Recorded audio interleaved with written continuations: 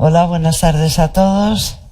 En primer lugar, muchísimas gracias a Espacio Fundación Telefónica por organizar este acto. Muchísimas gracias a Mark Stevenson por publicar su libro en Galaxia Gutenberg. No me he presentado, soy María Cifuentes, la editora de no ficción de Galaxia Gutenberg. Este es el segundo libro que Mark Stevenson publica con nosotros y todo el equipo de Galaxia somos grandes fans de Mark. Gracias a todos ustedes por estar aquí esta tarde. Voy a hacer primero una pequeña presentación de Mark Stevenson. Mark es escritor, emprendedor, futurólogo y fundador de la Liga de Optimistas Pragmáticos. Escribe para diversos periódicos como The Times, Wall Street Journal, Guardian y New Statesman, y es autor de un libro, el primero que ha publicado en Galaxia, Un viaje optimista por el futuro, y lo publicamos en 2011, que realmente fue aclamado por la crítica internacional. Vive en Londres y es asesor del Virgin Earth Challenge y de Atlas of the Future. Cuando publicó Un viaje optimista por el futuro, la breve biografía que aparecía en la solapa del libro se cerraba con la siguiente frase: sus padres siguen sin tener ni idea de a qué se dedica. Yo solamente confío en que ahora sí que lo sepan, es algo que debería de contarnos luego Mark. En primer lugar, voy a hacer un breve resumen de lo que fue su primer libro, muy relacionado con el que acabamos de publicar, que es la continuación del anterior. Para ponerles a ustedes en antecedentes, si no lo han leído, y para que vean cuál es la relación entre ambos libros. Cuando Mark Stevenson se enfrentó a su propia mortalidad, empezó a reflexionar acerca de lo que el futuro depara a nuestra especie. ¿Pero qué es el futuro?, se preguntó. Y esta es la respuesta que da en el libro. El futuro es un territorio desconocido para el que no existe guía alguna. Así fue como nació su deseo de conocerlo. La primera pregunta que se planteaba Stevenson en el libro era: ¿qué viene ahora? ¿Qué viene después? Y fue entonces cuando decidió iniciar un viaje por todo el mundo en busca de respuestas. Por el camino recorrió el interior de Australia para visitar a los granjeros que nos pueden salvar del cambio climático. Conoció a robots sociables, habló con un español que estaba intentando abrir un hotel en el espacio. Algunos podrían sentarse abrumados o incluso angustiados por las realidades que se encontraban ante sí en el horizonte, como por ejemplo la secuenciación del genoma, la nanotecnología, la biología sintética, la depuración del aire mediante la captación del CO2. Pero Mark Stevenson estuvo en el futuro unos años antes que nosotros. Y el resultado del viaje es que volvió convertido en todo un optimista. Los progresos de la biología, de la medicina, la nanotecnología, la robótica y las nuevas técnicas de producción de energía y de alimento, entre otros avances, nos invitaban a suponer un mundo mejor que él describe con una claridad impresionante. En este libro recurría también a su particular humor, que tiene mucho, y a su gran capacidad de narrador y de divulgador para explicarnos claramente todos esos descubrimientos y temas a veces complicadísimos que es capaz de transmitir, vuelvo a repetirlo, con una claridad enorme. Y nos ofrecía un retrato enormemente interesante y tranquilizador de dónde estaremos cuando seamos mayores. Bueno, yo ya lo soy, pero en cualquier caso. Es decir, que nos animaba a perder el miedo a un futuro que, según él, no es tan aterrador como lo pintan. En el libro que acaba de publicar, que se llama Hacemos las cosas de otra manera, que es una continuación de un viaje optimista por el futuro, Mark Stevenson, en vez de centrarse en el futuro, se centra mucho más en el presente. Para él siempre ha habido personas que piensan de forma diferente. Y entre esas personas hay gente que además actúa de forma diferente, que mira el statu quo y no solo piensa, yo podría arreglar esto, sino que se pone manos a la obra y plantea sobre la mesa valientes alternativas de futuro. Estamos en un momento de la historia donde la humanidad debe cambiar su manera de organizarse o se enfrentará a consecuencias desastrosas. Los sistemas energéticos y alimentarios son cada vez menos sostenibles, lo que acabará provocando crisis medioambientales y económicas sin precedentes.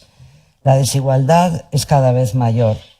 La democracia, allí donde existe, está disminuyendo, está en crisis.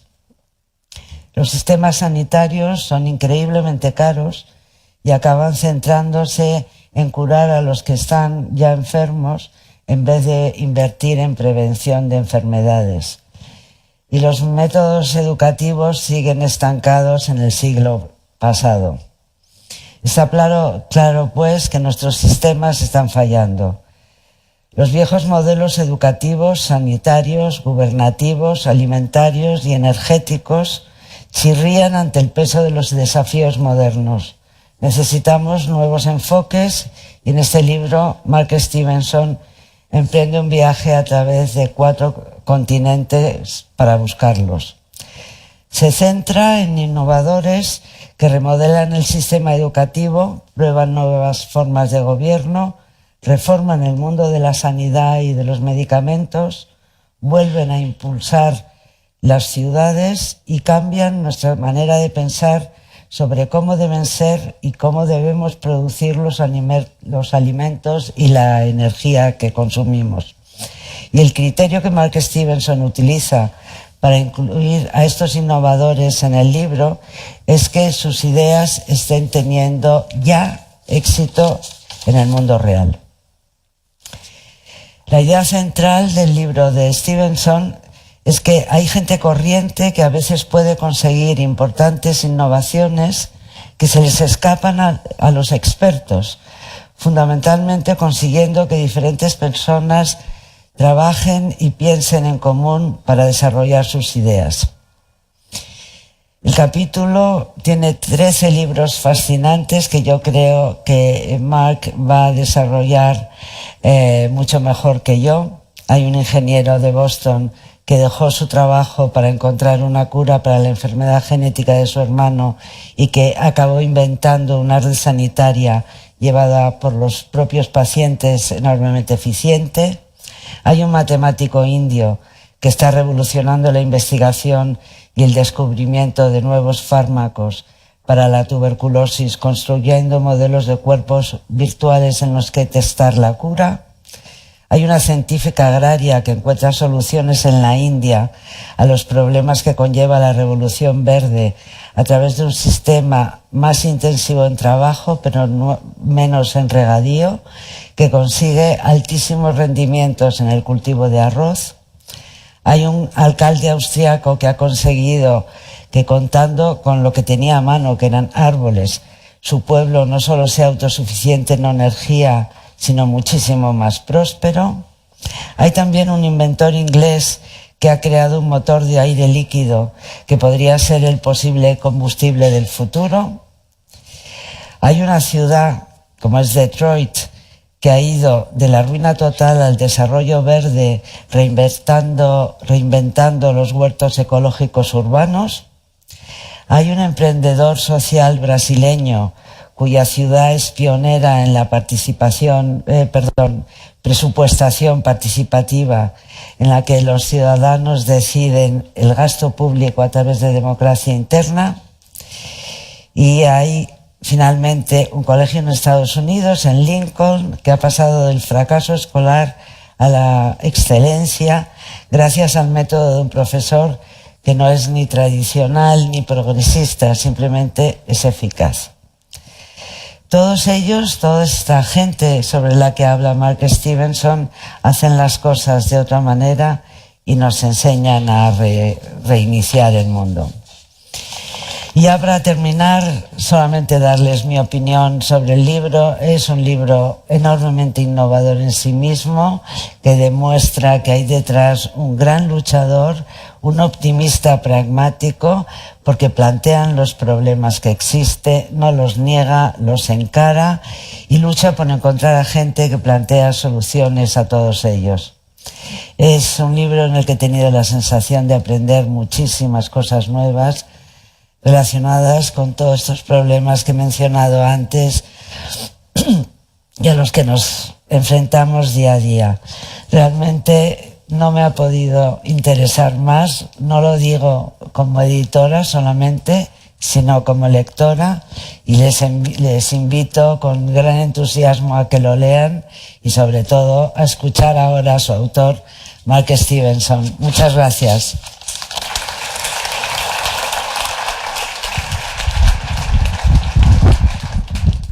¿Hola? ¿Hola? Bueno, ese es el límite que tiene mi español, así que lo siento mucho.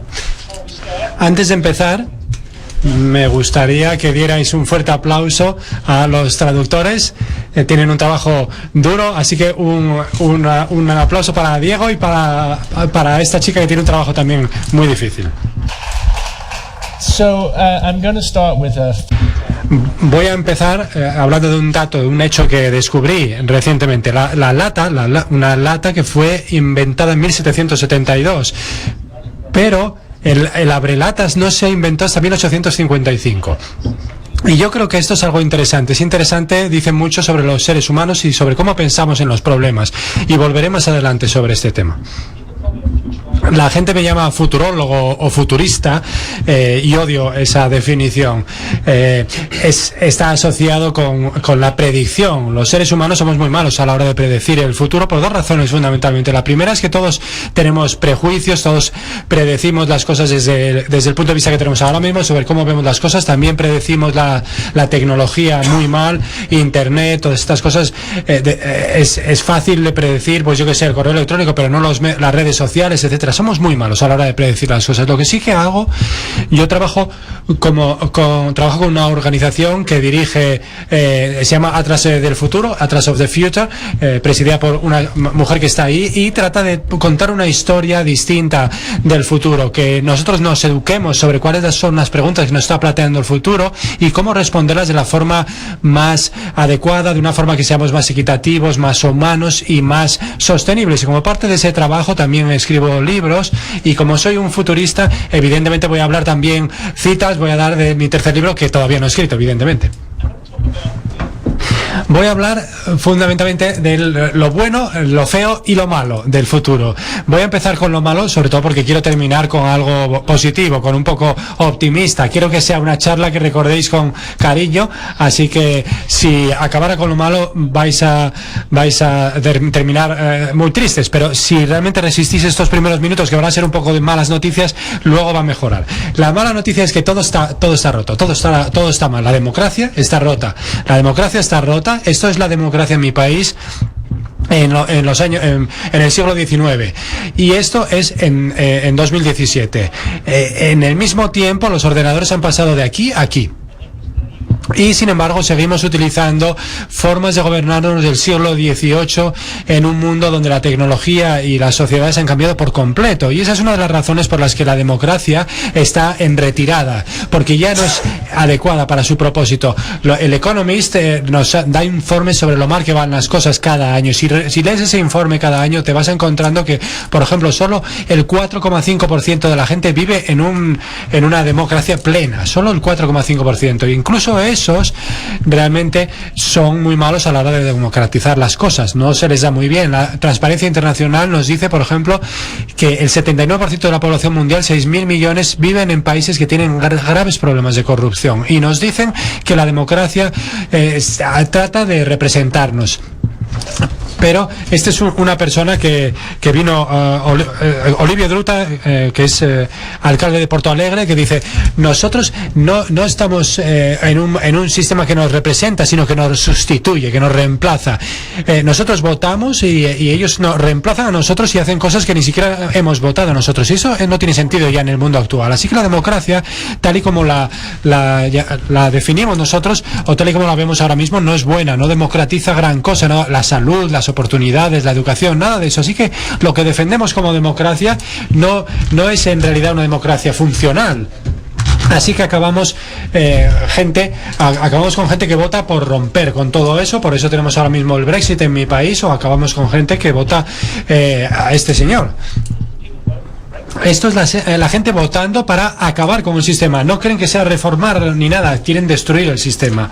Y pues, también lo vemos, también lo que está ocurriendo esta semana en este país. Así que la democracia está rota, en cierto modo. La alimentación también está rota. ¿Sabíais que entre el 30% y el 50% de los alimentos que producimos nunca llegan al estómago de un humano?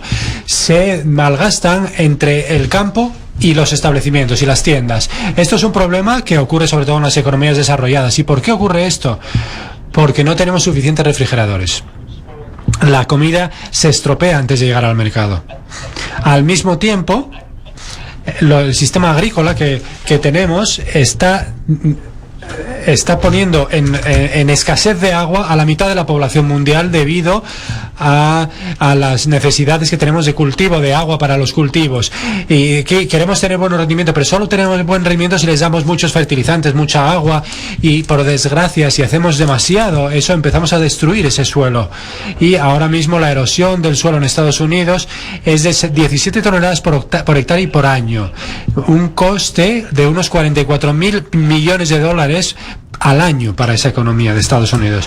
Otra de las cosas que está mal con el sistema alimentario es la cantidad de carbono, porque ahora nosotros cultivamos de una forma tan extraña que la cantidad de carbono que liberamos a la atmósfera viene del suelo. ¿Sabéis qué porcentaje viene del suelo? De lo que hay en la atmósfera, el carbono. Va a haber varios momentos interactivos a lo largo de la presentación, os pido que participéis. ¿Qué porcentaje creéis que llega a la atmósfera del suelo? Si decís mucho, a cualquiera de las preguntas que os haga, si decís mucho vais a acertar seguro. ¿Cuánto creéis que va del suelo a la atmósfera? Vale, un montón, claro, exactamente. Es muchísimo. Dependiendo de los estudios que leas, es entre un tercio y la mitad del carbono que provoca el cambio climático viene del suelo, por la forma en que nosotros degradamos el suelo y la forma en que lo cultivamos. Así que la alimentación también está rota. La sanidad también está rota. Y os voy a dar un ejemplo. Por ejemplo, la obesidad. Este es el incremento de la obesidad que se ha producido en Estados Unidos, pero también en muchas de las economías occidentales. Las empresas farmacéuticas han decidido que van a sacar, ¿sabéis qué? Un montón de fármacos para combatir la obesidad. Que es extraño, porque yo creo que la mayor parte de las formas de obesidad se pueden curar sin ningún fármaco. Lo que realmente necesitas es comer un poquito menos e ir al gimnasio. Además, luego tenemos infecciones que son cada vez más resistentes. Se difunden, cuanto más rojo se ponga, es más resistente. Por ejemplo, la tuberculosis se ha convertido en una de esas enfermedades que son resistentes. Y esto mata a 4.000 personas al día. Así que, ¿qué hacen las empresas farmacéuticas al respecto? Esto es lo que hacen. Nada. ¿Por qué? Pues es porque la tuberculosis es una enfermedad de los pobres. Y resulta que las empresas farmacéuticas dicen: es demasiado costoso desarrollar estos fármacos y además no hay beneficio en los pobres, así que simplemente van a tener que morirse. No es culpa nuestra, es difícil hacer fármacos, es costoso, hacemos las que podemos, pero me temo que si no hay un mercado para nuestros costes de desarrollo, no podemos desarrollar esos fármacos. Ese es su argumento. Evidentemente todo esto es una falacia.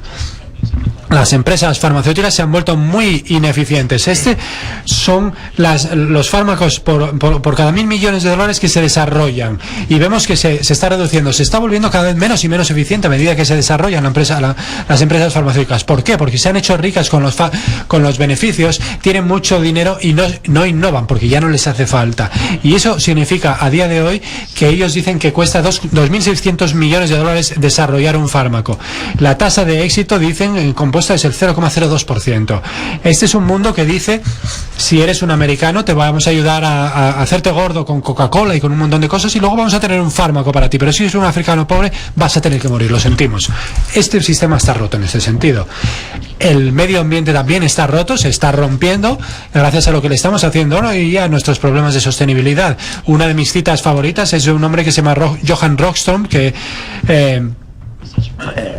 dice: habréis notado que el medio ambiente está enviándonos facturas ya. Tenemos la temporada de huracanes en Estados Unidos. Estas son las facturas que nos envía el medio ambiente: los fuegos, las inundaciones en Bangladesh. Estos son costosísimos, estos eventos, para las economías, aparte del coste humano que tienen, porque tenemos un sistema energético que nos está creando este cambio climático, y además nos está dando una contaminación del aire y está matando a 500.000 de personas en la Unión Europea solamente cada año por la contaminación del aire. Así que nuestro sistema energético no se están tomando las cosas en serio. Hay un hombre, un banquero, que trató de hacerse una idea de cuál podría ser el coste de solucionar estos problemas. Si el entorno no funciona, si el medio ambiente no funciona, nosotros no vamos a poder trabajar ni hacer nada, porque no hay manera de solucionarlo. Así que, ¿cuál podría ser la cifra de todo esto? Y realmente es muy controvertido el tratar de darle una cifra a las cosas, pero es una forma interesante de ver y de que los inversores lo vean también. Así que él hizo un informe. ¿Y cuál creéis que puede ser la cifra? A ver, un montón, exactamente. 7,3 billones de dólares al año. Son los daños que nosotros vamos a tener que pagar en algún momento si queremos sobrevivir como especie. Una tercera parte de los beneficios de la mayoría de las empresas no estarían ahí si tuviéramos que pagar por el daño que estamos haciendo al medio ambiente. Y evidentemente la mala noticia es que vamos a tener que pagarlo más tarde o más temprano. Como Keylor Nelson dice, la economía es una filial, propiedad al 100% del medio ambiente y no al revés. Así que otra cosa rota. La riqueza también está rota, porque toda la riqueza está en manos de muy poca gente. Así es como valoramos nosotros las cosas, como se valoran en los mercados financieros, como se valoran, por ejemplo, las propiedades, los bienes. Hasta el punto de que el 3% de la población mundial tiene el 69% de su riqueza, mientras que el 41% tienen que compartir el resto. Yo creo que hay un chiste que dice: sí, el planeta se destruyó, pero durante un momento precioso fuimos capaces de crear valor para nuestros accionistas. Y otro que me gusta es: papá, me estoy planteando hacer una carrera en el crimen organizado. Y dijo: ¿del gobierno o sector privado? Todo esto está roto también. Evidentemente el mundo laboral también está roto. Todos lo sabemos, cuando todos nos damos cuenta de que trabajamos para un sistema que realmente no encaja con nuestros valores. Podemos quejarnos por la noche en un bar o sentirnos incómodos, pero al día siguiente vamos a tener que volver a trabajar en ese sistema que crea tantos problemas. Eso es inevitable. Pero creamos valor para los accionistas a cambio de injusticias. Y por eso es por lo que el 87% de los empleados no les gusta su puesto de trabajo. Esto es un estudio que hace Gallup y concluye que el 87% de la gente no le gusta el trabajo que hace. Realmente esto indica que no está funcionando bien el sistema. Y por último, la educación tampoco funciona, también está rota. ¿Por qué? Porque educamos a la mayoría de los hijos en un mundo que es como tiene este aspecto. Yo creo que esto lo resume muy bien lo que dice William Burroughs, que dice: después de echar un vistazo a este planeta, cualquier visitante del espacio exterior diría: quiero ver al director. Así que, ¿qué ocurre? Nosotros entendemos esto, nosotros lo sabemos que está ocurriendo, pero lo que pasa es que los gobiernos, las corporaciones, vienen a gente como yo y dicen: vamos a hacer una cosa, vamos a innovar. vamos a cambiar la forma en que hacemos las cosas, vamos a pensar de una forma distinta. Y esto normalmente suele ser también una falacia. Normalmente lo que quieren decir es que van a contratar unos cuantos consultores para reescribir el manual de recursos humanos, para introducir la palabra creatividad, o tener un buen logo, un logotipo bonito, o tener un área de responsabilidad social corporativa que tiene una pequeña parte de los beneficios para hacer cosas. Eso no es innovación. ¿Y por qué no ocurre la innovación? Yo creo que lo más importante que se ha dicho sobre las organizaciones lo dijo Peter Drucker, un teórico que dijo: la cultura se come la estrategia para desayunar.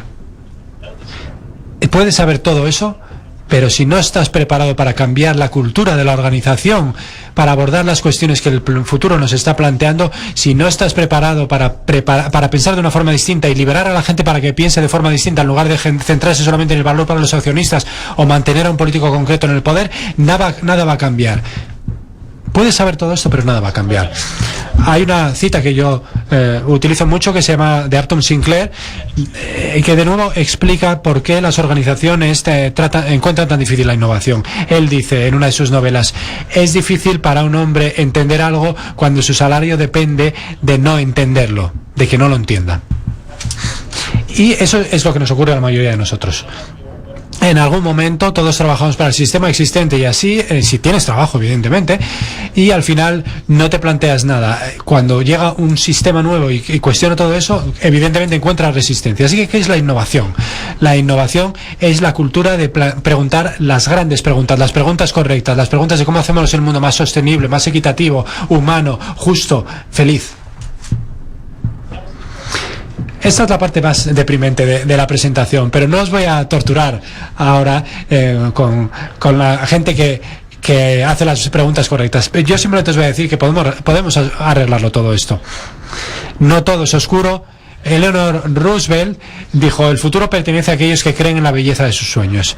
Y yo he dedicado gran parte de mi tiempo rodeándome de la gente que tiene grandes sueños y luego trato de hacer que ocurran. Y quiero contaros algunas de esas historias, que muchas de ellas, o la mayoría, están en el libro. Aquí tenemos a dos personas felices, este es Peter y Reinhard Koch. Ellos viven en este pueblecito en Austria. Al final de los años 80, más o menos, este pueblo estaba prácticamente de rodillas, tenía un desempleo enorme, la economía era un desastre, y el alcalde y esta otra persona dijeron, tenían los salarios más bajos, por cierto, tenían los salarios más bajos aparte de tener desempleo, y dijeron: ¿cómo podemos gastar este dinero de forma que saquemos este pueblo adelante? Ellos estaban gastando muchísimo en electricidad, 6 millones de euros al año en aquel momento. Así que Peter Reinhardt dijeron: vamos a tomar el control del sistema energético del pueblo. Y dijeron: vale, vamos a tomar el control del sistema energético y no vamos a coger los beneficios, simplemente vamos a reinvertirlo y vamos a beneficiar a la economía. Y todo el mundo dijo: estáis locos, nadie va a dejaros hacer eso, las empresas energéticas no os van a dejar hacer eso, etcétera. Así que dijeron: bueno, vamos a intentarlo. Y yo cuento la historia de cómo tuvieron éxito. A lo largo de 20 años después de pasar por una época muy difícil, lo primero que ocurrió fue que las emisiones de carbono, que no era su objetivo al principio, ellos lo hicieron por una razón económica, pero las emisiones de carbono se redujeron enormemente. Luego el precio de la energía es la mitad del precio que tiene, por ejemplo, el pueblo de al lado. Lo que ocurre, si eres un hombre de negocios, si quieres abrir un negocio y tienes que escoger entre estas dos ciudades, evidentemente vas a aquella donde está la energía más barata, donde está el combustible más barato. Así que ahora, con 4.000 personas, tiene 50 empresas nuevas, 1.100 puestos de trabajo nuevos, tiene un pleno empleo, gastaron 80 millones en la transición, pero el beneficio ha sido de 800 millones de euros. Y ahora pueden invertir en las cosas en las que no habían podido invertir. Pueden invertir en sanidad, en carreteras, en educación, e incluso en un pabellón de deportes, en una instalación deportiva para los niños. Y lo que ocurre es que su equipo de baloncesto llegó a ganar la Liga Nacional con un pueblo de 4.000 habitantes. Incluso Terminator está impresionado, todo el mundo debería convertirse en este pueblo, en Grusin. Este es el gran cambio que se está produciendo. Son las energías renovables, comunitarias. Voy a hablar mucho de la energía porque realmente de eso dependemos y dependen muchas de las otras factores. En Dubái, por ejemplo, podéis comprar energía solar a 2,3 céntimos por kilovatio hora, que es más o menos una tercera parte de lo que pagas por el gas en Europa. Evidentemente, vemos dónde está yendo esta tecnología. Está volviéndose tan barato que voy a haceros otra pregunta. ¿Cuántos paneles solares estamos instalando en el mundo? Un montón, claro que sí, al día. 500.000 al día, 500.000 de paneles solares al día. Estos son cifras de 2015, así que seguramente ahora son más. Estamos en medio de un gran cambio. Las renovables se están volviendo muy baratas, pero hay otra tecnología de la que quiero hablar y de la que hablo en el libro, que es más excitante, que se llama el Enernet, que Bob McAfee es su promotor. Él inventó Ethernet, que es una de las tecnologías en la que se basa Internet. Y él, después de vender por 17.000 millones de dólares su empresa, le preguntaron cómo podíamos resolver el problema de la energía. Y él dijo, ¿por qué no hacemos con la energía exactamente lo que hicimos con la información? Creamos Internet, creamos todo este software con varias capas que permite a cualquiera de jugar a ese juego. Tú puedes tener una tienda de comercio electrónico sin tener que saber de tecnología o sin tener un ordenador allí. Es decir, puedes abrir ese espacio de la información a todo el mundo, y la cantidad de información evidentemente es enorme. Ahora mismo todo el mundo desempeña un papel y el coste de la información, sin embargo, se ha reducido enormemente. Y ellos dijeron, ¿por qué no hacemos exactamente lo mismo con la energía? Vamos a poner software sobre esas redes de distribución y que cualquiera con un panel solar pueda entrar en este juego. Si quieres vender tu energía a tus vecinos o de tus paneles solares, etcétera, dásela gratuitamente o lo que sea con descuento, puedes hacerlo. Todo el mundo dijo, eso es imposible, eso no va a funcionar, la energía no es como la información, pero también funciona. En Vanderbilt es una red de energía que solo funciona en los Países Bajos. 80.000 personas se conectan gratuitamente a Internet y pagan menos por esa energía. Open Utility tiene su base en el Reino Unido y ellos han creado una red de energía que está empezando a funcionar en el Reino Unido y funciona perfectamente. Y muy pronto todo esto se va a volver algo común y corriente. Sin embargo, las empresas energéticas nos dicen, no, nosotros damos poder, damos electricidad a la economía, pero yo creo que tienen que abrir el mercado, porque si no van a verse castigados si mantienen los precios de la energía tan altos. Podemos hablar de la economía, de la tecnología mucho, pero yo no creo que estas sean cosas que convenzan a la gente. A mí me gusta hablar de argumentos que convenzan a la madre. Y no me refiero a vuestra madre, me refiero a la mía. Mi madre no tiene ni idea de lo que yo hago, en realidad. Ella no sabe muy bien a qué me dedico. Pero si yo le doy algo a mi madre a leer y lo lee como si fuera una novela policíaca y dice, oh, esto es interesante, entonces sé que tengo algo que puede convencer al resto de la gente. Así que os voy a dar 3 cosas que han convencido a mi madre y me ha dicho, oh, ahora entiendo esto de la transición energética. Vale, esta es la primera. Se llama la Green Tea Coalition, la coalición Verdes Tea Party.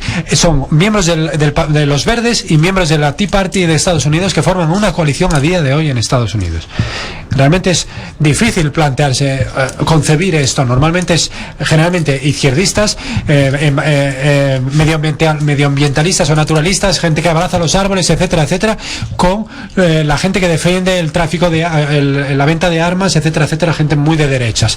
¿En qué situación estas dos personas, estos dos grupos podrían unirse de forma voluntaria para formar una fuerza política? Pues cuando las empresas distribuidoras de energía empezaron a decir, no me gusta que la gente tenga paneles solares, y pidió al Estado que impusiera impuestos a los paneles solares. Había demasiada gente que realmente estaba intentando explotar su propia energía y a ellos les parecía que eso iba a crear problemas para sus beneficios y querían poner un impuesto. Para la izquierda esto era malo para el medio ambiente, porque era antiprogreso, y para los derechos era muy poco americano. Es mi sol, está en mi patio trasero y tú no me dices cuánto tengo que pagar por ello, que te den. Cuando la izquierda y la derecha se unen en la América de hoy en día para luchar contra las corporaciones. Este es un argumento que convence a las madres. Y ahora os voy a dar a otro, de Estados Unidos. Esto es la historia de la ciudad de Georgetown, que está en Texas, en mitad de los productores de petróleo. Y realmente ellos no creen en el cambio climático y sin embargo están pasando a las energías renovables. Este año se pasan por completo a las energías renovables. ¿Por qué? Porque es más barato que los combustibles fósiles y ellos están en mitad de Texas, junto a los pozos de petróleo. Lo barato es importante, pero hay otra cosa que tienen las renovables que la gente a veces no comenta. El problema con la economía mundial, y uno de los problemas que tiene la economía mundial es este. Este es el precio del petróleo. Fluctúa mucho, sube, baja, y esto hace que sea muy difícil para los inversores y los gobiernos pensar en ello de esta manera. A veces piensan en los precios de las infraestructuras y ves, por ejemplo, que suben los precios de la construcción de una carretera. ¿Por qué? Porque fluctúan los precios del petróleo y el precio de todo lo demás fluctúa también. Y eso con las renovables se puede solucionar. Realmente ese precio puede ser predecible. En Atlas of the Future nosotros hemos pensado lo que dice este alcalde, que dice que ahora puedo invertir en mi comunidad porque sé cuál va a ser, por ejemplo, la construcción de un colegio o la construcción de una carretera. Sé exactamente qué voy a tener que pagar dentro de 5 años y eso me da la posibilidad de planificar a largo plazo. Y aquí está el último argumento que va a convencer a cualquier madre, y es que en Arabia Saudí han anunciado un plan de transición. Van a alejarse de los combustibles fósiles, van a dejarlos en 20 años. La economía no va a depender de los combustibles fósiles, no va a ser nuestra principal fuente de ingresos. Esto es Arabia Saudí. Ellos tienen las mayores reservas de petróleo, con las mayores tasas de extracción de petróleo, y ni siquiera ellos están apostando por los combustibles fósiles. Así que, como dijo su exministro de Energía, dijo, la edad de piedra no terminó por falta de piedra. Así que aquí está una buena pregunta.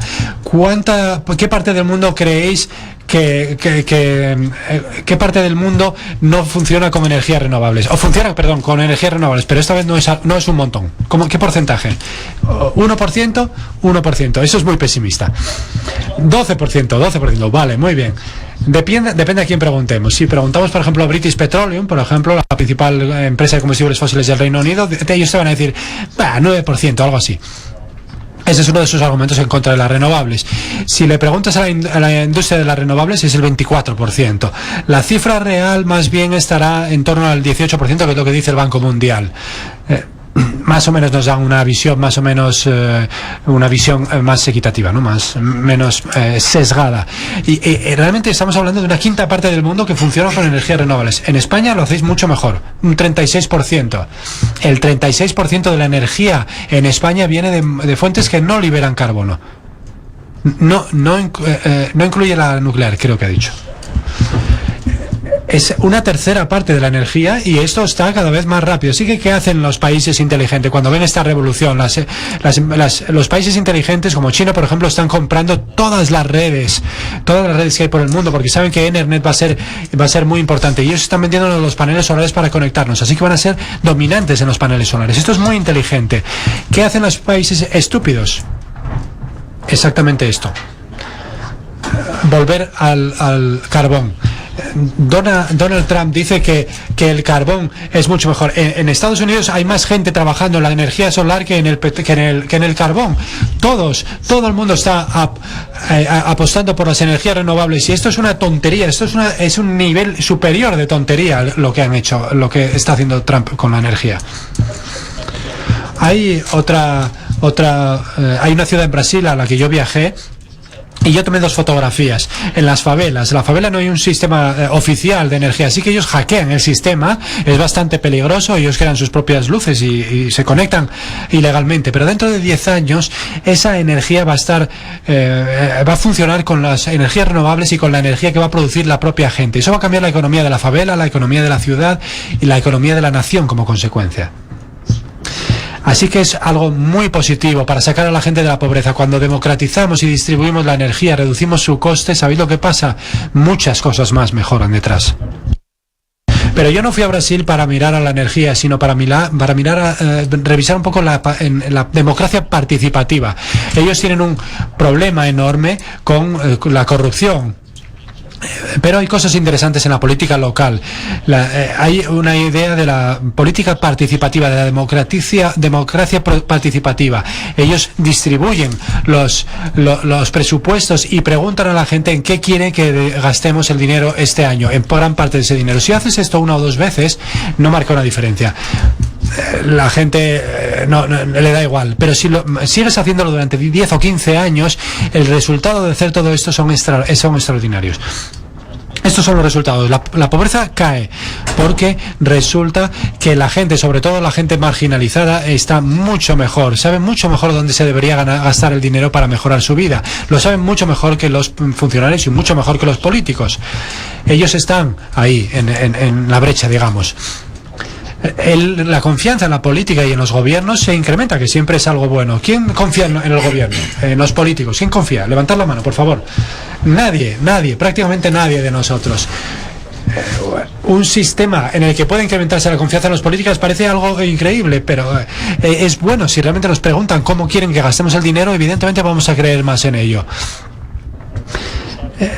Cuando ellos al tener un papel, para desempeñar un papel en cómo se gasta nuestro dinero, realmente los proyectos se vuelven más baratos porque exigimos más a los gobiernos y ellos tienen que dar más explicaciones. La gente paga impuestos de forma más voluntaria, está más feliz pagando impuestos porque saben para qué se están utilizando esos impuestos. Y debido a que ahora el público está implicado en todo eso y deciden que se gasta este dinero, y porque tienen políticos que sí que interaccionan con ese proceso, entonces la corrupción desciende. Y cuando los políticos dicen, bueno, estupendo, todo está muy bien, pero lo mío es el poder, yo no quiero dar el poder a la gente, yo quiero tener el poder yo.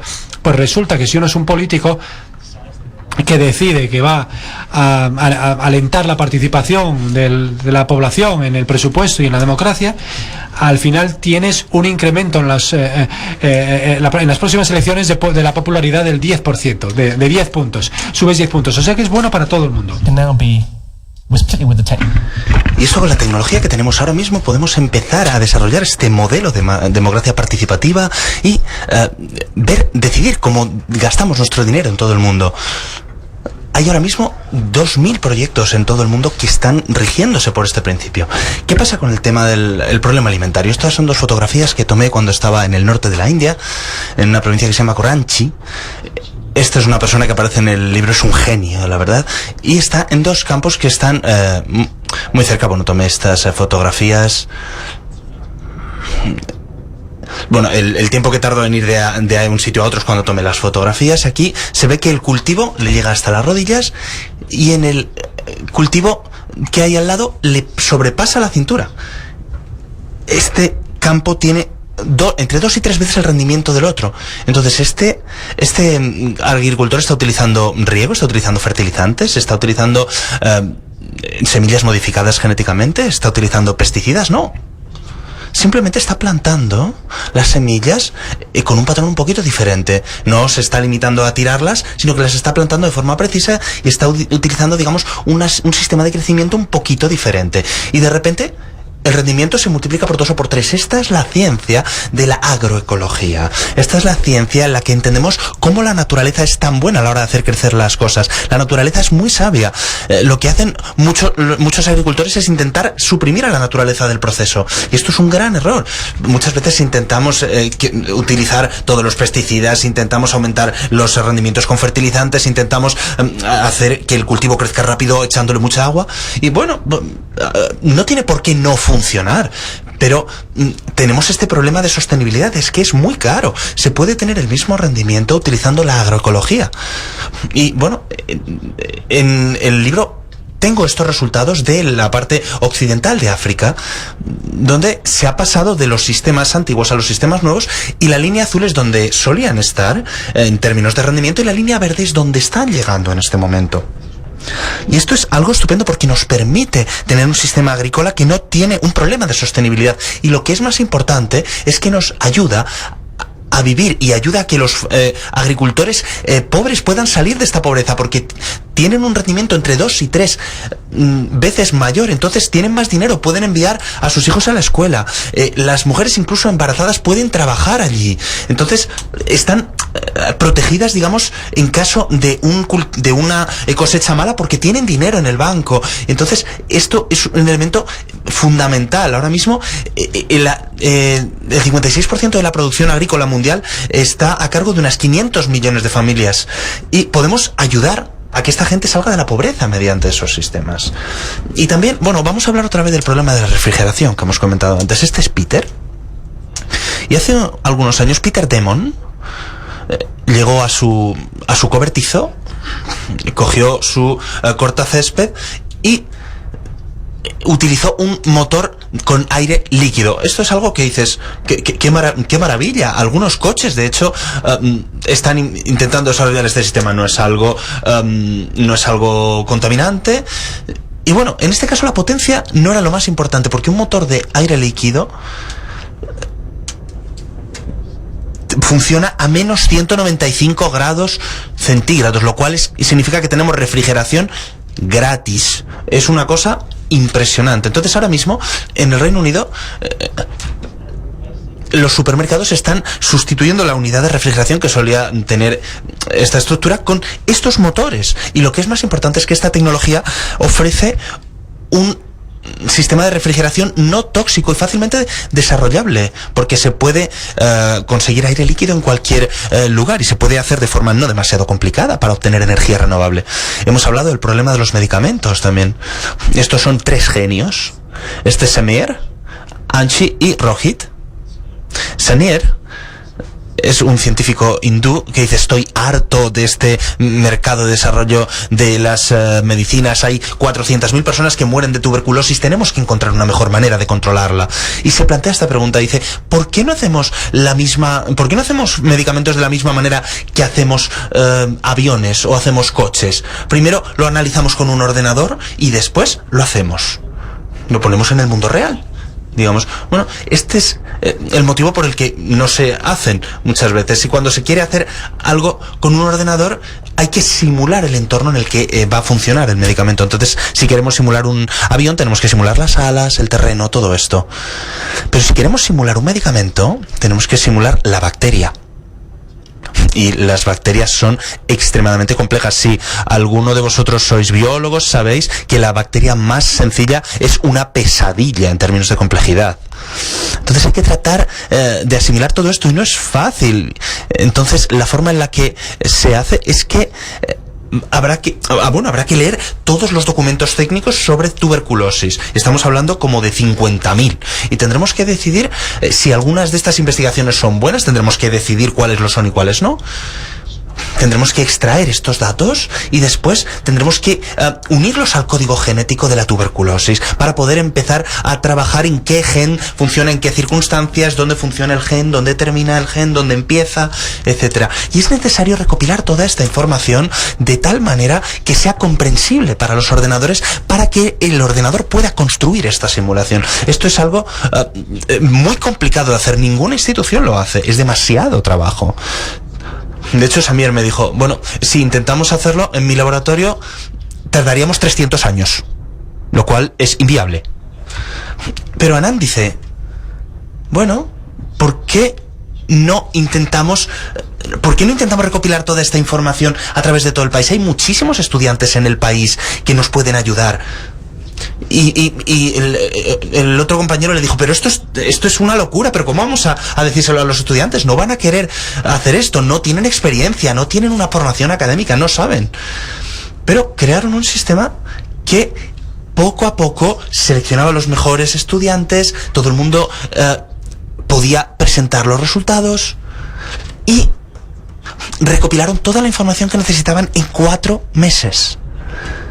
Y recopilaron toda esta información y se la dieron a esta persona, a Rohit, que era un genio, por cierto, es un genio matemático, y lo introdujo en un modelo matemático informático de la tuberculosis que Samir había desarrollado. Y muy rápidamente obtuvieron 11 nuevas formas de abordar la tuberculosis que jamás se habían visto antes. Encontraron 4 nuevos medicamentos para la tuberculosis. medicamentos que ya existían, pero descubrieron que se podían utilizar para tratar la tuberculosis. Obtuvieron toda esta información, os la podéis descargar, os la podéis obtener para vuestros propios experimentos, incluso en casa. ¿Y sabéis cuánto se gastaron? 15 millones de dólares. No 2.600. Ahorraron muchísimo dinero e innovaron, porque tenían que hacerlo. Y esto es lo que vais a encontrar en el libro. Gente que gente que no tiene nada que perder. Y esta gente normalmente es la que llega a las mejores soluciones. Y ahora mismo tenemos la ayuda de la tecnología. Entonces estamos yendo de un mundo de las economías de escala, donde todo se hacía, digamos, de abajo arriba, con entidades poderosas que hacían todo el trabajo. La energía se creaba en estaciones eléctricas, en algunas estaciones eléctricas por parte de muy pocas personas. Y ahora mismo estamos yendo a sistemas de energía distribuida por nosotros. Estamos pasando de esta economía de escala a esta economía de distribución. Y esto es algo que ayuda muchísimo a nuestro mundo. Los sistemas cambian. Y aquí hay una serie de características que creo que que es necesario comentar. Todo esto viene de nosotros, todo viene de la gente que está trabajando con nosotros. Y esto está impulsado por la nueva tecnología que nos permite conectarnos y nos permite que todo esto trabaje, digamos, de forma conjunta. Y cuando tenemos todas estas herramientas, empezamos a hacer las cosas que interesan realmente a los ciudadanos. Creamos un contrato social, digamos. Ya no se trata de un valor, digamos, tangible, sino que es compasión, comunidad, humanidad, conservación, cosas que nos importan cuando tenemos un sueño. Y a menudo esto está todo catalizado gracias a lo que llaman los outsiders, alguien que se ha visto obligado a poner en jaque al sistema porque el sistema no le ofrecía la solución que buscaba. No son del sistema, están fuera y han decidido cambiar el sistema. Y hay muchas de estas historias en el libro. Pero bueno, esto, digamos, son los que están creando lo que llaman virus de participación, que es lo que hacen que para nosotros, para los vecinos, para todo el mundo, sea más fácil que nos impliquemos. Y esto es lo que Angie hizo con este crowdsourcing, lo que hicieron para permitir que todos los ciudadanos se implicaran en el proceso, etcétera. Por ejemplo, John Alexander en el Reino Unido desarrolló un proyecto similar y lo hizo de forma brillante y dice: solíamos ser sujetos con la aristocracia, los reyes, los condes y demás, pero esto ya no es algo que sucede. Después tuvimos esta revolución que pasamos de ser sujetos a ser consumidores y nos dijo, bueno, ahora podemos elegir. Tenemos un amplio abanico de cosas, tenemos 18 canales de televisión, es fantástico, podemos elegir. Pero ahora decimos, bueno, no me gustan las opciones que tengo para elegir, quiero otras diferentes. Y ahora vamos a convertirnos en ciudadanos porque decimos, vamos a decidir nuestras opciones si queremos. Una de las cosas que he aprendido de este libro es que los políticos van a tratar de desviarnos de este camino y van a tratar de dividirnos. Y muchas veces los políticos no hablan muy bien de ellos mismos, no suelen tener conversaciones muy útiles, digamos, pero cuando sustituimos los políticos por proyectos, cosas en las que estamos implicados, cosas que nos importan, el mundo mejora. Participación. Y además de todo esto, necesitamos una nueva historia de nuestro futuro. Una historia que hable de cómo trabajamos juntos, de un futuro optimista, de todo esto que estamos haciendo. Ahora mismo nos dicen, bueno, esto va a ser una revolución si trabajas para este hombre. No, tenemos que trabajar para nosotros. Para poder hacer todo esto tenemos que poner nuestros ahorros, digamos, a beneficio de nosotros. Esto es de lo que se trata, de esto es de lo que va. Tenemos que dar una nueva narrativa, una nueva percepción a todo esto. Tenemos que saber cómo hacerlo. No tiene nada que ver con las diferencias, tiene más que ver con las similitudes. Toda la gente que está en el libro cree que puede cambiar el mundo. Y esto es de lo que versa todo esto, crear una nueva narrativa. Crear cientos de historias de gente que ha decidido empezar a hacer cosas que funcionan. Hemos hablado antes de lo bonito, de lo feo y de lo desagradable, digamos. Y esto es lo desagradable, que va a ser complicado. durante los próximos 15 o 20 años, cuando pasemos del mundo antiguo al mundo nuevo, con todo el poder añejo, digamos, todo esto no va a ser fácil. Va a ser complicado. Pero a largo plazo tenemos una oportunidad. Estoy firmemente convencido de que vamos a hacer que este mundo sea mucho más sostenible, mucho más humano, mucho más justo. Y si vosotros también creéis esto, nuestras opciones simplemente van a mejorar, porque no podemos hacer un futuro mejor hasta que no lo imaginemos. Entonces, simplemente hay que decir, solamente soy un ciudadano, soy una persona. Bueno, trabajo en una empresa, pero solamente una empresa. ¿Qué puedo hacer ante las fuerzas, digamos, que están tratando de que nos quedemos donde estamos? Alex Walker, el gran novelista norteamericano, dijo algo sobre esto, que, bueno, desde las escuelas hasta los consejeros delegados o los políticos, Alex Walker dijo que la forma más habitual en la que la gente renuncia a su poder es cuando piensa que no tiene poder. Todos tenemos poder para cambiar el mundo, y la gente de mi libro vienen de la nada y han llegado a cambiar el mundo. Peter Demon inventó un nuevo sistema de refrigeración en su cobertizo con un anticongelante para su cortacésped. Y si no se puede, no te puedes implicar en el cambio, recordad lo que hemos dicho antes: nunca interrumpáis a alguien para hacer algo que has dicho que era imposible. Hay un comediante en el Reino Unido que dice algo maravilloso sobre el cambio del mundo. Dice, si quieres cambiar el statu quo, si quieres poner en jaque la autoridad existente, tienes que pasártelo mejor de lo que ellos hacen, de lo que ellos lo hacen, y hacerles saber que te lo estás pasando bien cuando lo hagas. Estas son personas maravillosas. Esta gente del libro ha mantenido relaciones sexuales más interesantes con más gente y se ha bebido mejores copas que mucha gente. Si dices, no sé qué hacer, no sé cómo hacerlo, habla con gente que pueda, o que crea que puede cambiar el mundo. Si quieres perder peso pero no sabes cómo hacerlo, habla con gente que haya perdido peso. Si quieres dejar de beber, habla con gente que haya dejado de beber. Y voy a terminar con esta cita que dice: un gran viento está soplando y esto nos puede dar imaginación o un dolor de cabeza. Lo que diría es que este es el mundo que hemos heredado y estos somos nosotros. Muchísimas gracias.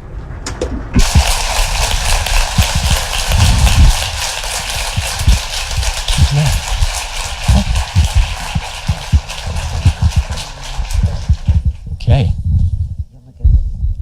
I think we have questions now, is that right? Creo que habrá alguna pregunta, ¿correcto?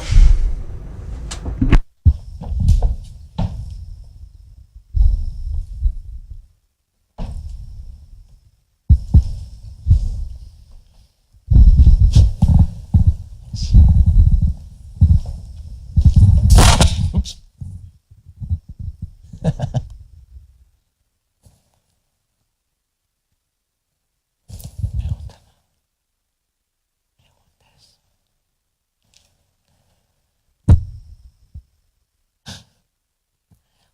Just a moment. Un momento.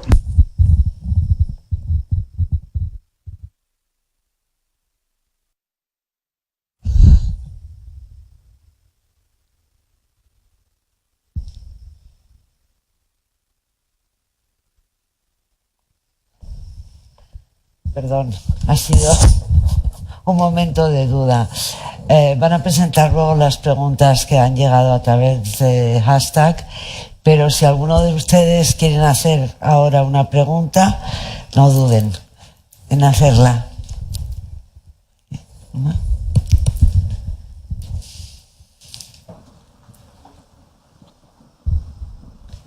¿Pregunto en inglés o en español?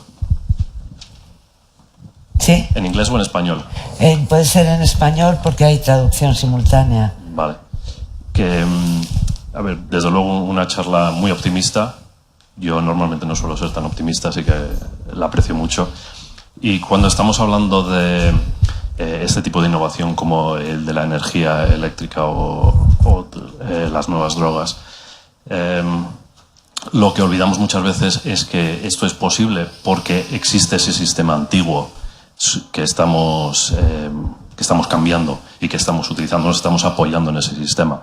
El sistema eléctrico antiguo o esos 50.000 artículos que fueron escritos, que probablemente fueron pagados por dinero de impuestos. Ahora se puede hacer esa innovación, pero si deshacemos esos sistemas, será igual de sencillo dar los siguientes pasos innovadores o nos veremos atascados porque no tenemos en qué apoyarnos. What a great... Qué buena pregunta. Que es una muy buena pregunta. Tienes toda la razón. Mi trabajo no tiene que ver con la revolución, sino con la evolución, digamos. Pero sí que podemos decir que tenemos que hacer este cambio, esto es cierto. Y lo que quiero decir es que los sistemas que tenemos ahora mismo se han construido por muy buenos motivos y han han funcionado muy bien, porque posiblemente era la mejor forma en la que podíamos hacerlo en aquel momento. Tenía sentido llevar a todos los niños a una gran fábrica que se llama escuela, tenía sentido hacer muchas cosas que se hacían, tenía sentido tener todos los coches en por ejemplo, en una gasolinera y demás, y esto ha funcionado. Pero esto, digamos, quizá no es la forma en la que va a funcionar en el futuro. Estamos aquí sentados y decimos, bueno, tendríamos que reabrir algunos de los sistemas antiguos, ¿no? Por ejemplo, tendríamos que utilizar ahora mismo la máquina de escribir otra vez. La máquina de escribir nos ha permitido estar aquí ahora mismo. Pero sí, la verdad es que estoy de acuerdo contigo en este sentido. O sea, creo que la gente tiene que pensar en la forma que tenemos de hacer esta transición. Y si simplemente tenemos esta diferencia, o establecemos esta diferencia con el sistema antiguo, quizá nunca creemos un sistema nuevo. Entonces hay que actuar, por ejemplo, de la misma manera, a lo mejor cuando teníamos 14 años. Bueno, muchas veces, a lo mejor cuando después de beber actuamos como cuando teníamos 14 años, pero bueno, tenemos que crecer. Los sistemas antiguos han funcionado, pero ya no nos sirven para el camino que estamos haciendo, digamos, y podemos hacer que esta transición sea más suave. Yo he tratado de que la gente entienda hacia dónde vamos con el campo de las energías renovables, con el campo de Internet y demás, y ahora muchas empresas están aplicando esto con sus empleados. Es decir, no es un sistema u otro, pero me preocupa mucho la transición, porque quizá mucha gente sufra daños durante esta transición. Un buen ejemplo, por ejemplo, es la inteligencia artificial.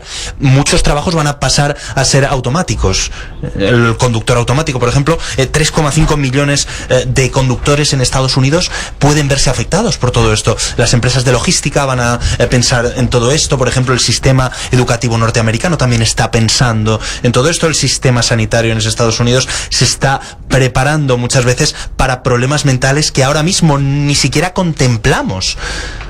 Ahora mismo no estamos pensando en cosas con las que nos vamos a encontrar, pero tenemos que llevar a cabo esta transición. Va a ser complicado y espero que la gente no se quede por el camino. Espero que podamos hacer esta transición menos, digamos, traumática, pero va a serlo en cualquier caso. Me gusta decirle esto a muchos de mis clientes en el sentido de decirles: tomarse el futuro de forma seria va a hacer daño y va a hacer que la gente pierda su empleo. Muchas veces a todo el mundo le va a costar hacer esta transición. Esto es cierto.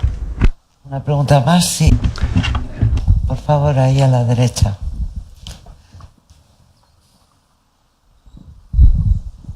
Muchas gracias. Bueno, felicidades por la charla, lo primero.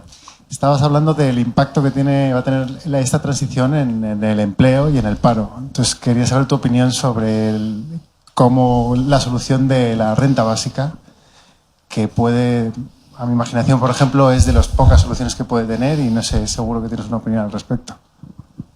Gracias. La renta básica universal yo creo que es un concepto muy interesante.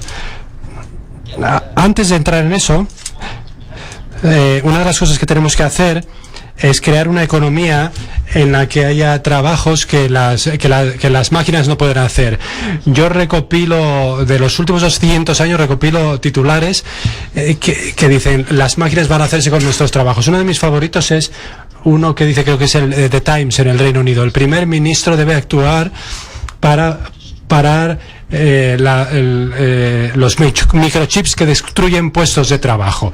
Así que yo creo que la cuestión no es que la técnica o la tecnología destruya puestos de trabajo, lo que crea es una economía distinta en la que tenemos que encontrar nuestras soluciones. Antes de la revolución industrial teníamos muchos agricultores y entonces luego ya no había tantos porque había máquinas, pero teníamos más contables, más profesores, más periodistas, lo que sea. ¿Por qué? Porque entonces tenemos una economía distinta y tenemos tiempo libre para dedicarnos a otras cosas que no hacen las máquinas. Tenemos que crear esa nueva economía que las máquinas no pueden hacer. Así que yo, en primer lugar, yo no creo que necesariamente vamos a tener que tener una renta básica universal como única tabla de salvamento para crear una economía, pero sí tenemos que desarrollar unos nuevos trabajos de trabajo en equipo, de atención, de enseñanza, todas estas cosas que las máquinas no son capaces de hacer. Quizá no necesitamos la renta básica universal como única salvación, pero en cualquier caso yo creo que es interesante planteárselo.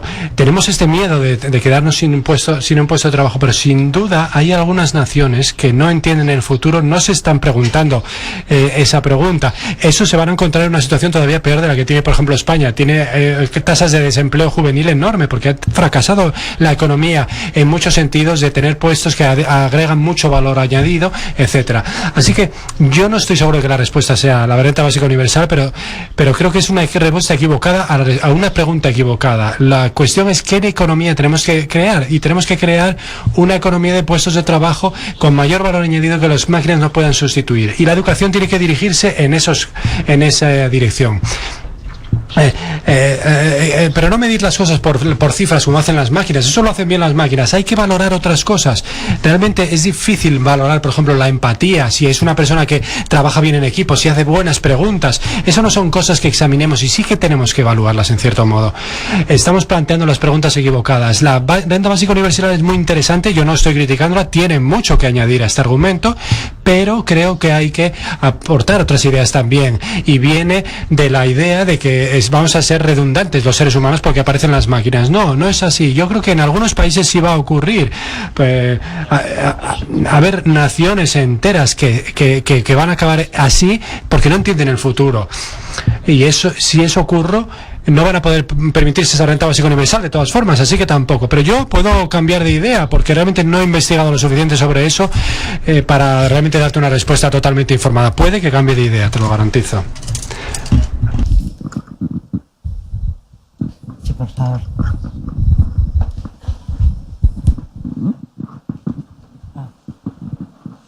Buenas tardes, gracias por la conferencia. Mi pregunta es, si el propósito de la educación es el aprendizaje y el machine learning, el deep learning y la inteligencia artificial también van a tener esa cualidad, ¿cuál es el beneficio de educar mejor a los humanos?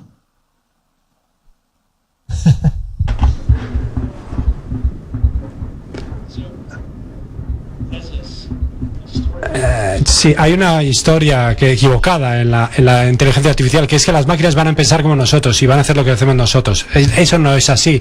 Esto es ciencia ficción. La máquina consciente, creo que eso es ciencia ficción.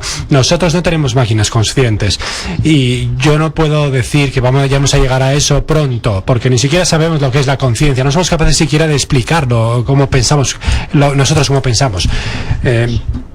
Así que las máquinas nunca van a aprender como nosotros aprendemos, en la forma expansiva en que nosotros aprendemos, y pensar en los sistemas como pensamos nosotros. Igual que un submarino no se desarrolla, no se mueve por el agua como un pez. Es una forma muy extraña de nadar. La inteligencia artificial es muy buena a la hora de hacer cosas con conducir un tractor, por ejemplo. Pero ese cerebro no va a preguntar esa pregunta filosófica de por qué estoy conduciendo un tractor, qué hago, qué estoy cultivando. No se hace esas preguntas. Así que las máquinas no van a sustituir al cerebro humano, yo creo, de ninguna de las maneras, la cosa única que tiene la conciencia humana.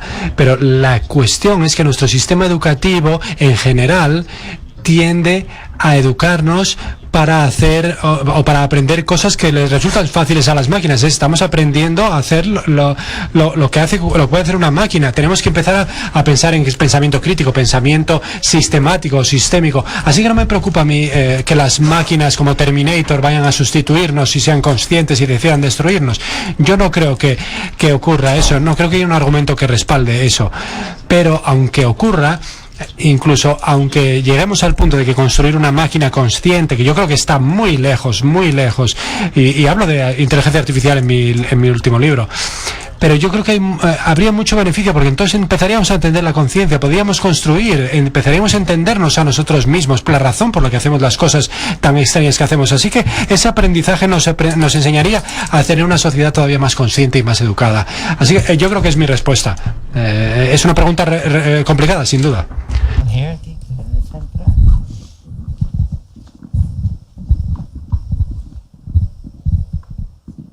Hola, buenas tardes. Gracias por la charla. Y mi pregunta es un poco parecida, no parecida, pero desde el punto de vista de la educación. Yo soy mamá y en términos de educación a nuestros hijos, que son el futuro, y teniendo en cuenta que el 50% de los trabajos que van a existir cuando mis hijos sean grandes para poder trabajar no existen ahora. ¿Qué piensas de la educación? Y si has encontrado una forma tan revolucionaria, algún educador o algún sistema de educación tan revolucionario como las cosas que nos has presentado, porque, en el mundo entero hay un problema grave de educación que no logran los niños aprender a pensar, y un poco lo que decías tú, ¿no? Como conectarse con esa conciencia que tenemos, que no sabemos muy bien explicar qué es. Sí, es una gran pregunta. Al final es siempre educación, todo lo que yo hago. En la preguntas y respuestas en las sesiones siempre me preguntan por esto. Yo creo que hay colegios y hay en Nueva York, en el Reino Unido, en todas partes hay, en España hay colegios que piensan mucho en tratar esos temas de la empatía, del pensamiento sistemático, etcétera. El problema que tienen este tipo de colegios es que hacen esto ya sea recibiendo mucha financiación, por ejemplo con la familia Gates, algo que no es replicable, o que han dedicado mucho tiempo a formar a su claustro de profesores. Hay un colegio en San Diego que se llama High Tech High, y en todo Estados Unidos se les considera muy progresivo, que enseña exactamente esas habilidades de las que tú estabas hablando. Y el presidente Obama, cuando estaba allí, cuando estaba en el poder, llamó a este colegio y dijo: estupendo, quiero escalar esto, trasladarlo a toda América. Y dice: no se puede. Yo he tardado años en construir ese colegio, y yo quiero ser recordado por la calidad de mi colegio, no por la cantidad de mi colegio. Y esa es la pregunta que yo hago en mi libro. Le pregunté a David Price, mi amigo, que es un experto en educación, dice: ¿dónde voy a ver un modelo escalable de educación que funcione para todo el mundo? Y me dijo: tienes que ir a una zona, a un barrio muy pobre, en una ciudad que se llama Lincoln, en el Reino Unido, que para mí fue una decepción. Y yo digo: no, yo tengo un presupuesto para viajar a algún sitio, seguro que puede haber un sitio en Río de Janeiro o algún sitio. Y dice: no, vete a Lincoln. Y la razón por la que me llevó allí es porque es el último capítulo del libro, el penúltimo, perdón, capítulo del libro, y la razón por la que fuimos allí es porque había un colegio que literalmente era el peor colegio del país. Había tenido 14 directores en 17 años, era un desastre de colegio. Y de repente llegó una nueva persona, Carl Jarvis, que es uno de mis héroes, y me dice que él llegó y que no tenía ningún sentido, este colegio va a ser un fracaso, y si vas a hacer algo tienes que despedir a todo el mundo en el colegio. 2 años más tarde era el mejor del país y estaba considerado uno de los mejores instituciones de enseñanza del mundo, y había creado un entorno que trataba todas esas cuestiones de las que tú hablas, y lo interesante es que no cambió ni a uno solo de los miembros del personal en el proceso. Y realmente los profesores no es el problema, son los sistemas que se les han impuesto y la confianza y la seguridad que se les ha inculcado, que es cero. Ya no hay atmósfera de equipo. Ella les dio una aspiración de trabajo en equipo, de conseguir que los estudiantes decidan qué tipo de cosas quieren aprender y luego de dirigir el plan de estudios hacia eso. Realmente no es una ciencia muy compleja esta, es simplemente trabajar en dos cosas. Una es que está muy politizada la educación. Todo lo que se ve como progresista parece que es de izquierdas, estos de izquierdas lo quieren cambiar todo, hay que volver a lo básico. Y todo lo que parece rigor o experiencia o tal, parece que es de derechas y entonces tampoco gusta. No es verdad, necesitamos exactamente las dos cosas, un poco de rigor y un poco de progresismo, y eso es lo que él hace. Ese es el último capítulo del libro. Él explica exactamente lo que él hace y yo me he sentido muy inspirado. Cal y yo estamos considerando la posibilidad de tener un colegio, de crear un colegio como ese, porque yo quiero que mi hijo estudie en un colegio así. Y hay modelos y está el último capítulo del libro y espero que lo leas y lo compres. Pregunta ahí, en el centro.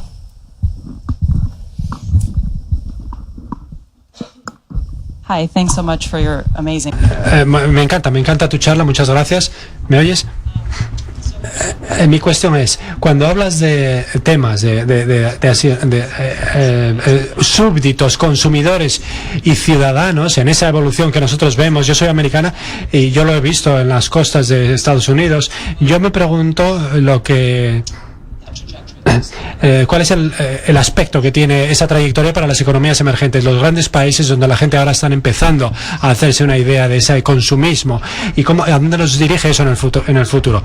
Es una pregunta estupenda. Lo que evidentemente esto no es universal, pero en muchas economías emergentes, como se les suele llamar, vemos son saltos de rana, digamos, ¿no? Si ves los teléfonos móviles, por ejemplo, si vas a África,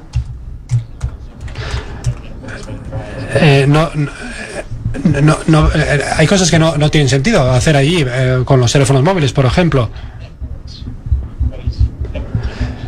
Las tecnologías de redes, etcétera, parece que van a tender a crear más redes y más redes y más redes, y sigue teniendo problemas esto, y hay una pregunta, un problema trabajando con la industria de la telefonía móvil, de los teléfonos móviles a nivel político, para tratar de entender cómo podemos reiniciar el mundo utilizando esa tecnología. Lo que yo les dije, hay una organización que representa la tecnología móvil que es GSM, y yo les dije, yo estoy interesado en todo lo móvil, ¿no? Porque vosotros habéis democratizado algo que nadie había democratizado y se lo habéis dado a todo el mundo, y eso no había ocurrido nunca en la historia. Cogisteis algo que nadie tenía en 20 años, lo habéis puesto en el bolsillo de todo el mundo. De un trabajador de taller a un financiero de Nueva York.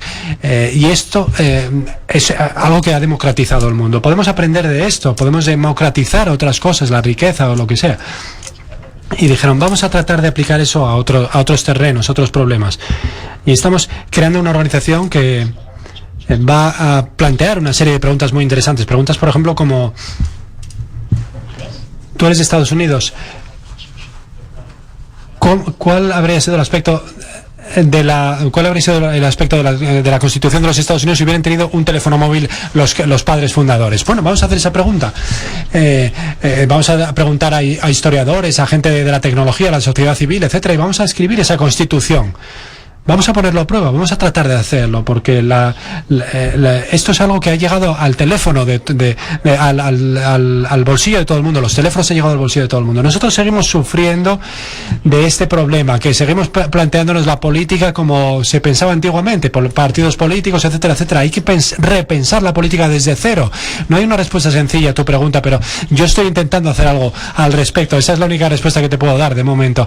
Pero yo creo que la generación que viene ahora, ellos no van a aceptar esto mucho más tiempo, tal y como están las cosas. Ellos están viendo el mundo de sus padres y de sus abuelos como algo que es totalmente inadecuado, una estructura que está obsoleta. En cierto punto, hay países que van a empezar a experimentar con una democracia participativa, van a empezar a hacerlo, y la ventaja competitiva va a ser tan enorme que todo el mundo las va a seguir.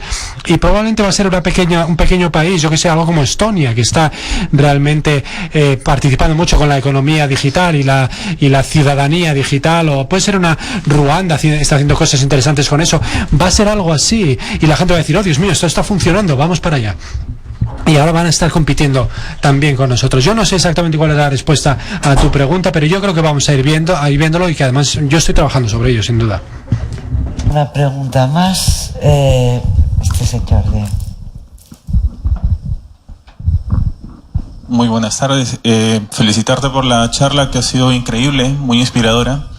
Bueno, mi pregunta va más que nada al punto de la economía. Si bien estamos intentando con todas estas ideas reiniciar el mundo, todos estos procesos conllevan a un mismo punto. O sea, llegamos a la economía, que simplemente va a rodear a todo este proceso. Tiene que haber un cambio en la economía, definitivamente. ¿Cuál es tu opinión al respecto? ¿Cómo podemos plantear un cambio? Porque hay un ejemplo de las Bitcoin, por ejemplo, que ahora funciona, pero no del todo. Pero definitivamente debe haber algo más. Algo que alguna persona en algún lugar del mundo debe estar pensando y creando para revolucionar la economía de tal manera que ya no sea un afán, o sea, ya no sea un fin. Porque mucha gente lo que hace es acumular dinero. Y ya no sea de esa manera. ¿Cuál es tu opinión al respecto? Sí, es una pregunta muy sencilla para mí esta. No, este es mi tercer libro. Ese es el libro que quiero escribir, el tercero, vamos.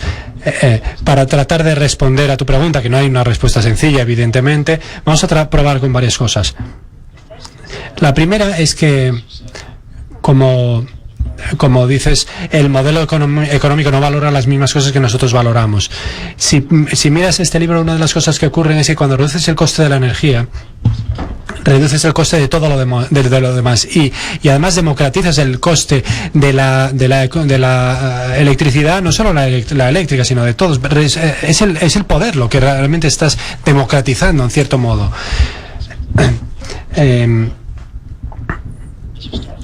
Si te fijas, yo creo que hemos empezado ya a ver un incremento de la filantropía.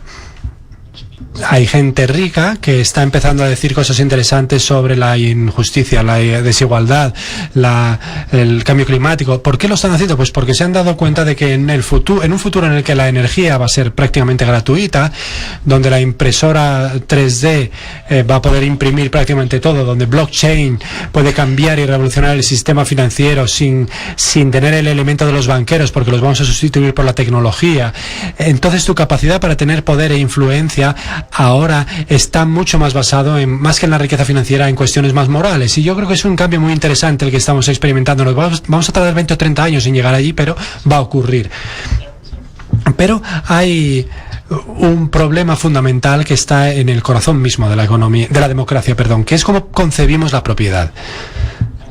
Si le preguntas a un filósofo político cómo definiría la democracia, todos van a darte una lista de, por ejemplo, prensa libre, un sistema judicial que no esté demasiado influido por el gobierno, el Estado de Derecho, la posibilidad de votar, que el voto de todos valga lo mismo, etcétera. Y hay otras cosas que no se mencionan tanto, o cosas que son más complicadas, que es la idea de los derechos de propiedad. Y lo que eso significa, que es que en una sociedad libre, tú como ciudadano tienes permiso para poseer una idea o una cosa y sacar un beneficio de ella. Esto es una ventaja enorme. Ahora se pueden poseer ideas también. Está bien el concepto, porque antes solo se poseían propiedades, pero cuando uno tiene un poquito más de esos derechos de propiedad de lo que tiene la persona de al lado, empiezas a comprarles a ellos sus derechos también. Y eso creo que hay algo muy malo en todo eso. Si nosotros llegamos a un mundo de abundancia en el que la energía sea barata, la desalinización barata, la educación, todo se va a hacer más barato, y eso puede cambiar por completo las presuposiciones de cómo funciona la economía, porque la economía está creada para gestionar la escasez, porque tenemos recursos limitados y entonces tenemos que gestionarlos de una manera correcta. En el momento que eso desaparezca y no sea así, porque los ricos tienen la mayoría de los recursos y los demás nos tenemos que repartir muy pocos recursos. Pero si cambiamos eso y tenemos más comida, vamos a tener más energía de la que necesitamos, tenemos un entorno sostenible y tenemos un sistema financiero que puede funcionar utilizando esas tecnologías que tú has dicho, blockchain y todo eso. Quizá eso sea una salida. Sin duda, yo creo que tengo esperanzas en esa dirección. No sé si he respondido a tu pregunta, pero evidentemente no es fácil. Pregúntame esto dentro de 3 años, que ya habré publicado un libro. El tiempo. Muchas gracias a todos. Espero que las preguntas que han quedado sin plantear las contestes en tu próximo libro. Muchas gracias, Marc. Y gracias a todos.